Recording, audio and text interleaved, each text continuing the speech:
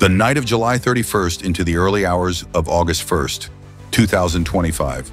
Another long night in Kyiv.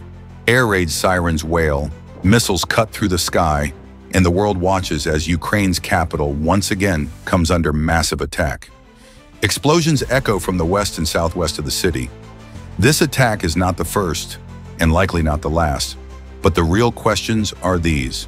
What exactly was targeted, and who, behind the scenes, is gambling with the risks hanging over Kyiv?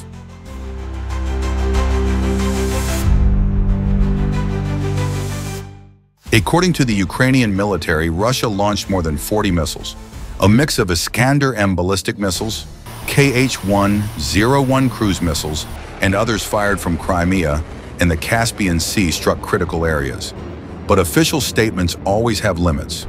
What's rarely discussed is that many of those missiles were aimed at zones close to military logistics facilities located right in the middle of the city.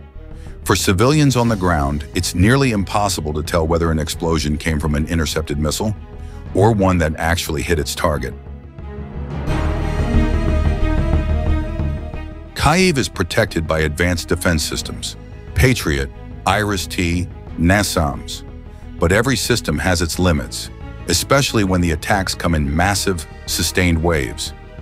Yes, Ukraine managed to shoot down many of the missiles, but several broke through, and those few were enough to cause damage, both material and human.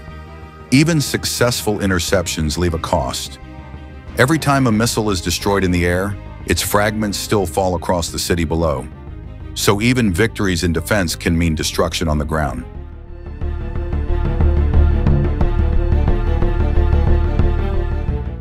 Officially, Russia claims its strikes are aimed at military facilities and critical infrastructure, but strong suspicions remain that some targets were dangerously close to civilian neighborhoods. Not by accident, but because Ukrainian military assets are embedded inside the city. Some analysts call this shielding, placing military assets in densely populated areas to reduce the risk of being hit directly.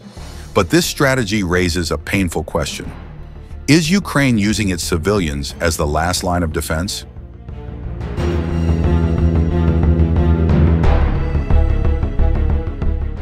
Many forget, this is war. And in war, military logic often collides with the principle of protecting civilians. Kyiv is not an empty city, nor is it a neutral zone. Headquarters, logistics centers, even weapons depots have long been relocated into urban areas. The reason is simple: to avoid detection by Russian satellites and drones. But the cost of this strategy is anything but small. Every strike carries consequences, and civilians bear the heaviest burden. Homes, schools, hospitals, all of them are pulled into the battlefield.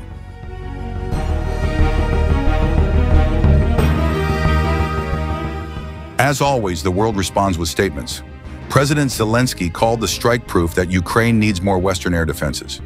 European diplomats echoed calls for increased military aid. But the truth remains, even the best systems can't guarantee safe skies. And as long as Ukraine integrates military infrastructure into its urban grid, preventing civilian casualties will remain almost impossible. These attacks will happen again. And when they do, the global cycle repeats itself. Condemnation, promises of support, but no real solution to the underlying problem.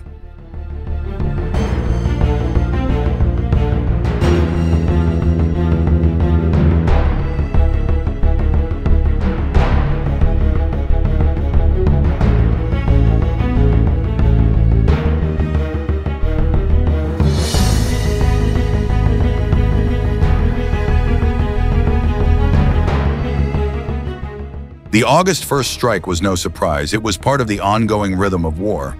Yet behind it all lies a bitter truth. Modern war no longer stays at the front line.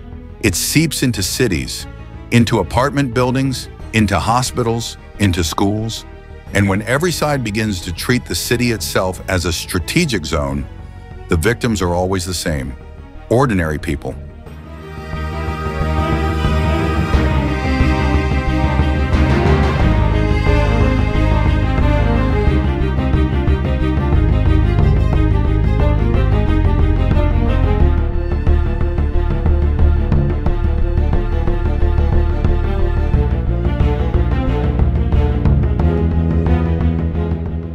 This isn't about who's right or who's wrong. It's about who's willing to admit that not every strategy can be justified just because a flag of war is raised. Wars are often framed as battles of good versus evil, heroes versus villains. But in reality, the battlefield is painted in shades of gray, where civilians carry the heaviest burden, yet rarely have a voice in the decisions that shape their fate. In Kyiv, like in so many other cities touched by modern war, the front line no longer lies on distant fields. It runs through apartment blocks, across hospital wards, and into schoolyards. It forces ordinary people to live with extraordinary fear. The sunrise over Kyiv may look the same as yesterday's, but for its people, each morning now carries the weight of uncertainty. A reminder that peace is fragile and that survival has become the true daily victory. Because in the end, war is not just about territory or power. It is about lives interrupted, lives destroyed, and lives forced to adapt to a world where safety is never guaranteed.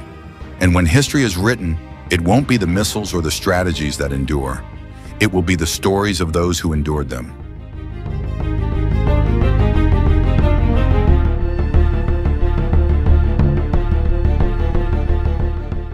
This content is created solely for educational and informational purposes.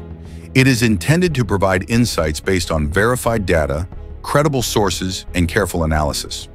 Our goal is to foster a deeper understanding of modern military technology and current events, not to promote or endorse any form of conflict, propaganda, or political agenda. We strictly oppose the spread of misinformation and hoaxes. Every piece of information presented has been carefully sourced from reliable, publicly available references. We encourage viewers to approach the topic with critical thinking and respect for all sides involved, maintaining a focus on knowledge sharing and open discussion